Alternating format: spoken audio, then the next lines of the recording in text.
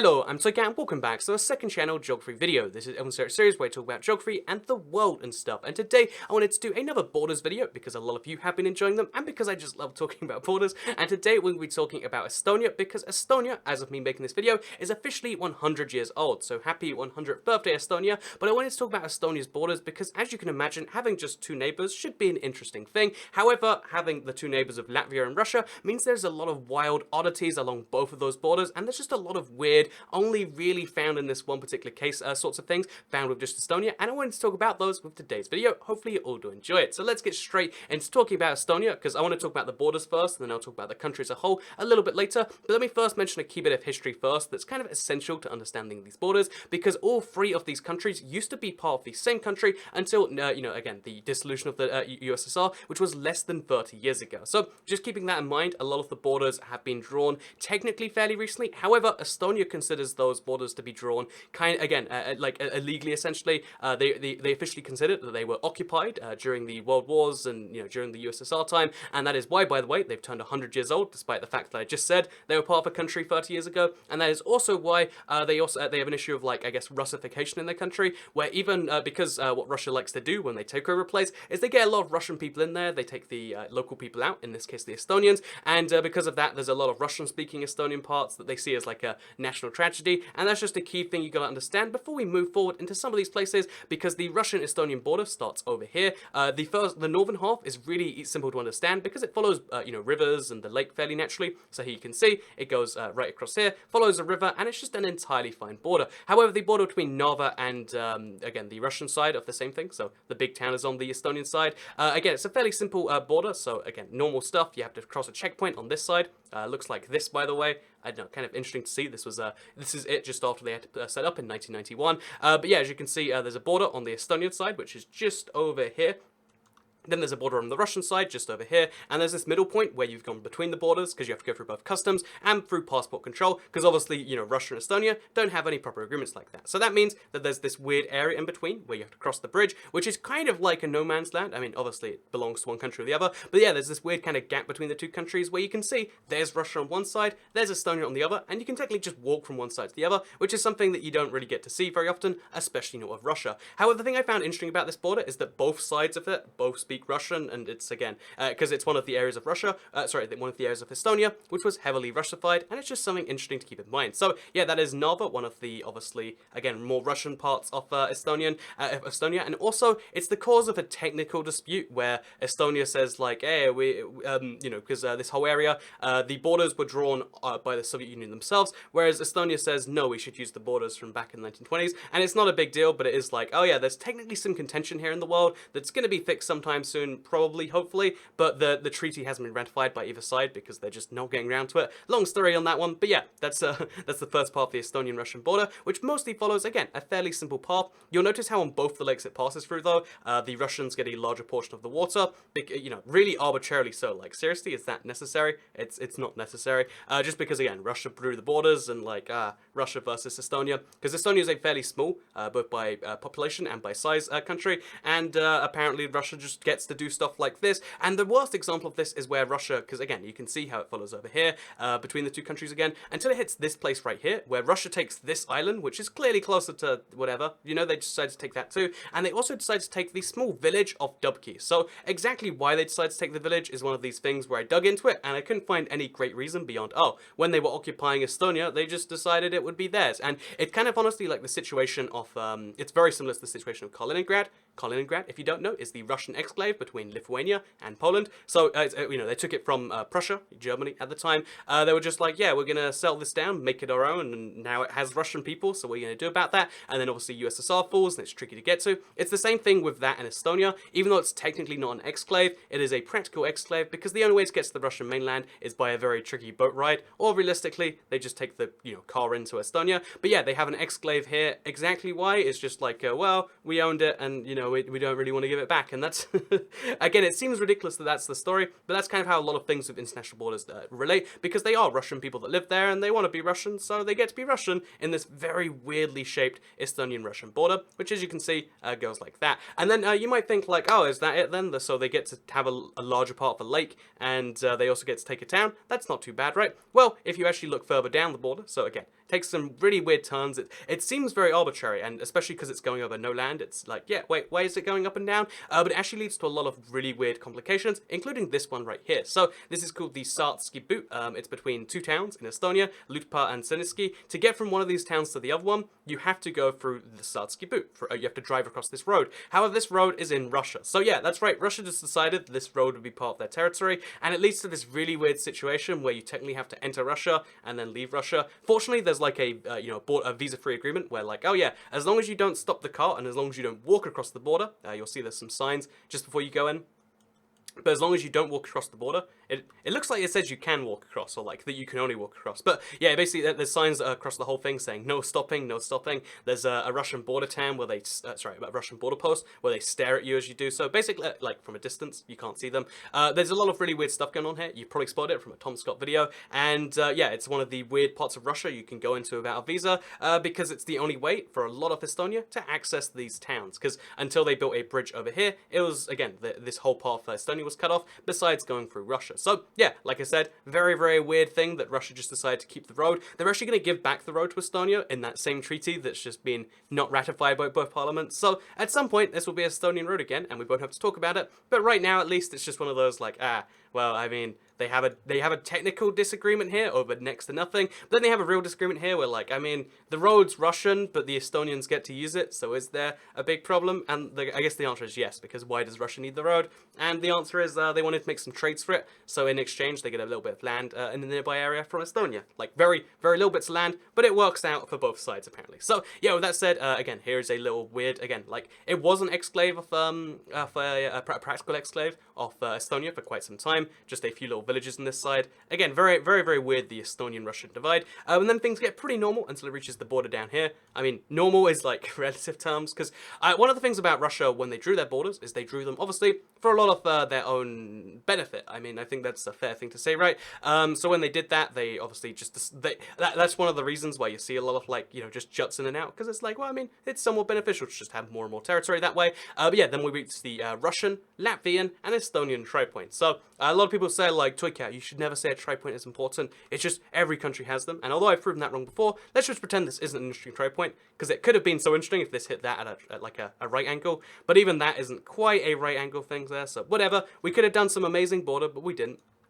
And yeah, let's talk about the Estonian and the Latvian border, because again, although it follows some very weird lines along rivers and along lakes, and it's a mostly natural border with just a few weird things as you go along it. Although most countries seem to have stuff like this, including this like perfectly square little land that's Latvian rather than Estonian. Again, you can literally see on a map in some cases where it's like, well, there's the Estonian stuff and then there's the Latvian, and I guess they decided to divide it there. But despite the fact that it might seem like their border was arbitrarily drawn to make sure that they didn't have one side get caught up on one side or the other, which is what most places do, and which is why sometimes you get these weird borders. Because again, this right here is them drawing it. This is them following a river, if I'm not mistaken. But then if you follow the river, the border far enough up, you get a town which is split between Estonia and Latvia. So this is the weirdest thing because again, there's Valga on the Estonian side, and then there's Valka on the Latvian side. And for the longest time, until both, because when they both split up, they were separate nations. They had to put border posts all along this place. Again, like it's a pretty weird thing to just have like a town which was essentially one split in two by this. They had to put border points up the whole thing, and until both countries joined the EU and joined the Schengen area, again the whole town was split in two. And there's just again the border here is even weirder, where it's like, okay, I guess that's how things are going to be. And because of that, the two towns aren't connected as well as you would expect, despite being fairly large places. It's Estonia's 11th largest settlement, something like that. But yeah, you can see two towns aren't officially connected, except now that they're both in the EU, they're both in Schengen, there's no border controls, and they're starting to merge as one again, or they're starting to at least ease the gap between them. There's a bus service which covers both now, and it's just, I don't know, I find it fascinating that one town exists over two borders. I know there's the Belgium and Dutch example, but there are a lot of other examples, including all the way here in the Baltics, where as you can see, there's like, this is a border between two countries. Can you spot it? No, you can't. You can just hop from one to the other. And I know, it makes me want to go to Valka, just be like, I'm in Estonia, and I think that'd be fun. So yeah, here's the sign to let you know that you've entered Estonia, and I think that's kind of great and kind of cool. So with that said, let's move on from talking about Valka. It's just talking about the last few weird examples, because again, as you follow the border further along here, you can just see like oddity after oddity in terms of like how it looks, but it is mostly covering like fairly natural stuff until you reach the islands, because again, The land stuff is like fairly simply explained with the stuff we mentioned before in previous border videos, but the islands is where stuff gets really, really weird. It's because all of these islands right here actually belong to Estonia. And you might be like, all of those islands? What about this one right here? That has to be Latvia, right? Because I mean, look at it. It's like surrounded by the, you know, like the Latvia, like this is a Latvian bay. It's the Gulf of Riga. It's basically theirs, right? But it's actually not. This belongs to Estonia.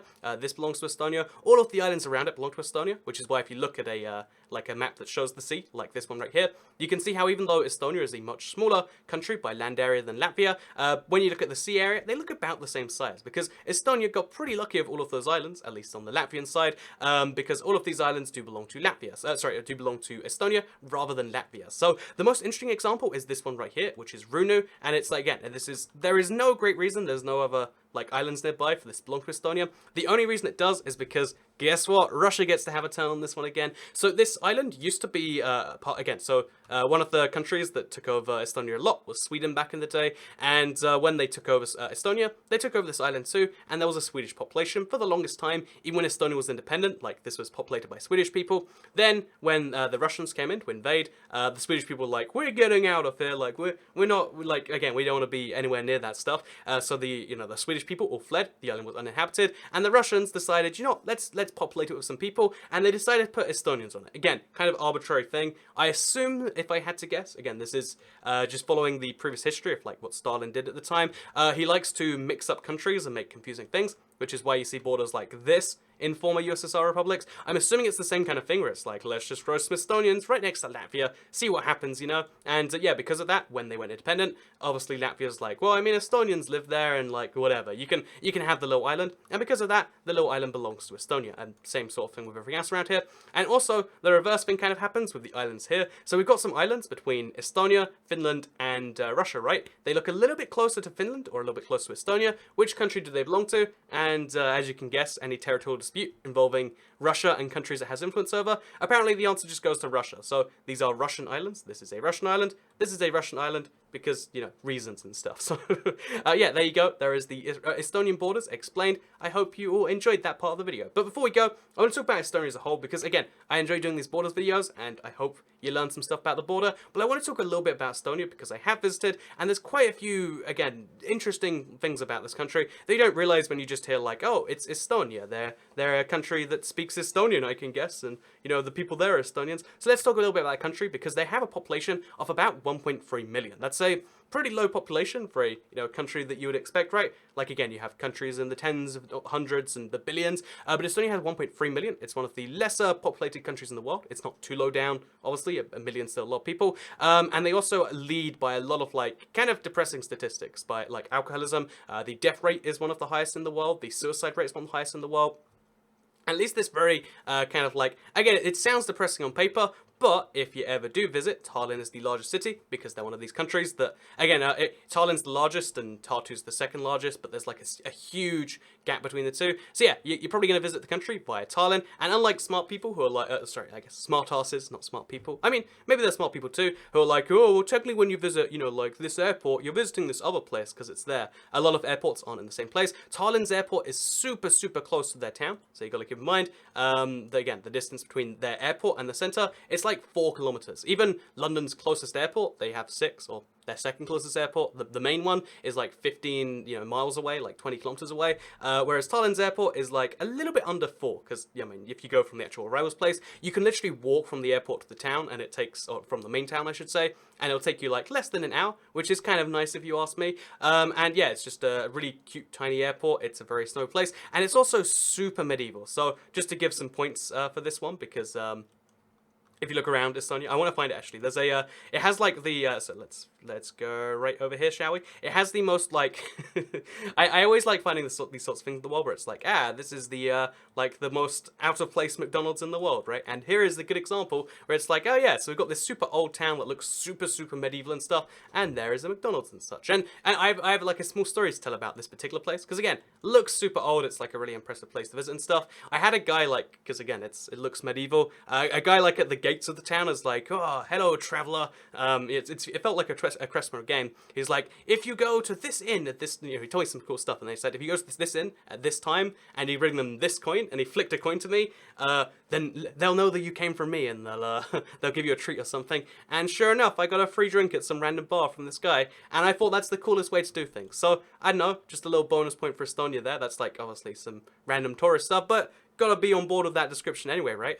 So yeah, Estonia is not just Tallinn though, even though that is their largest city, which connects very well to both the capitals of Finland and to that of Sweden's, because there is also a bunch of other sites around the country. They have an underwater prison. They got a lot of weird stuff going on. Their islands are very interesting, and there's also, going back to the point, which is where I was going to bring this, so you might recall I was talking earlier about the high suicide rate. Because of that, they even have an equivalent of like the cliffs of Dover in terms of both beauty, but also in terms of suicide. Because there is the, I think it's just over here. There is there's like, they've got their own suicide cliffs, which look pretty okay. So I'm not going to find it like that. Which is just found just over here. So as you can see, this cliff looks really nice. Like here is a beautiful panoramic of it from the bottom. So I guess this is what you get if you... I mean, I wouldn't recommend coming to Estonia for suicide, but if you did, it's a nice view from down here. But presuming you actually want to see the cliffs for real reason, again, I think it's cool that they've got their own little, like, kind of story for the same thing. Where, again, there's a cliff that goes straight into the Baltic Ocean, and it's, like, a real problem. But so, you know, if you're a YouTube blogger and you're teens and you want to see suicide, then here's a thing for you. But more seriously, I think it is kind of wildly interesting that they have, like, their own equivalent of that right there. Not that it's a good thing. Also, okay, I thought that was like... anyway, with that said, I hope you all enjoyed this video. Hope you all enjoyed the talking about Estonia. I want to say a couple more things before I go, because I feel like I haven't mentioned the flag, and I like to talk about flags. Estonia's got a nice one. Look at it. It's like blue, black, white. Good stuff going on there. And Estonia also wants to be... So all of the Baltics have a like kind of crisis in where their country's identity is going. Lithuania is a little bit more leaning towards Poland, you know, and Estonia leans a little bit more towards the Baltics. So this is the flag that they would like to, this is the flag that they would like to have. And honestly, I love this flag enough that I'm like, you know, they should just do it and just like, you know, we're Nordic now, we got a Nordic cross and everything. So yeah, I know. Tell me what you think. Do you like the Estonian Nordic cross flag? Or do you think that I'm just being crazy and promoting the Estonian Nordic dream? Tell me what you think, and tell me what you think about Estonia as a whole, because I feel like the things you've probably heard of Estonia for, like Skype and stuff, by the way. Estonia is a wildly interesting, wildly technological country that I think is in, like, probably the most danger in Europe. Like, it's one of the big drivers of stuff like NATO, because, like, they're right next to Russia. And it really goes to show, like, the huge difference you can have between a country 100 times their size, both geography, but I mean, it's not quite 100 times their size geographically, but 100 times their size in terms of population, and close to that in terms of geography. It's quite interesting that a country like that can thrive, but that is the world we live in, and that's an example of how we live in a peaceful world, in my opinion. Like, you know, if it was so easy to wage war, they would have attacked Estonia, but they didn't. And maybe that makes you feel better about the world, or maybe it doesn't. Maybe it just makes you more nervous. I hope you enjoyed it regardless, though, because I'll see you all in the next one. So happy 100th birthday, Estonia. Oh, I'll leave a link to the Reddit down below if you want to have a discussion about it there. And I'll see you all next time. Bye.